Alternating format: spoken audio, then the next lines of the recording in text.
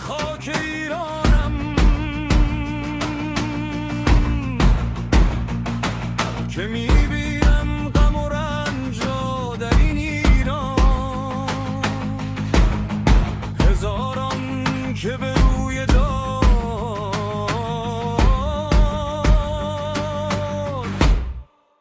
که آویزان، که زندان ها سیاه رنگند پر از مرگند. کجا دیدی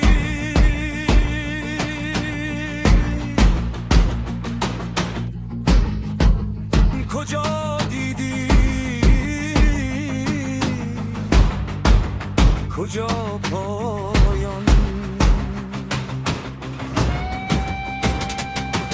نگاهم کن نگاهم کن منم کوروش جاه شاهان.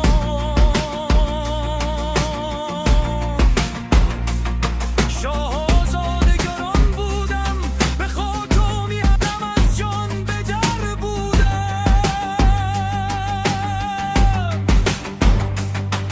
برای ملت پارسا همیشه من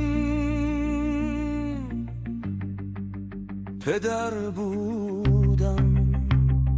همیشه من پدر بودم.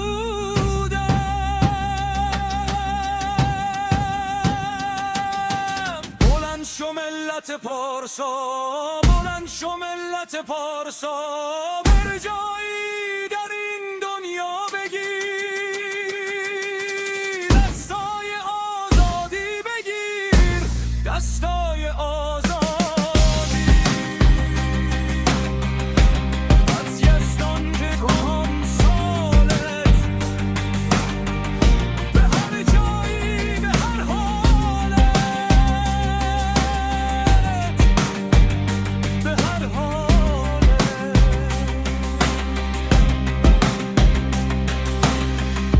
همیشه با خدا بودی، به خاک و میهنت از جان به در بودی.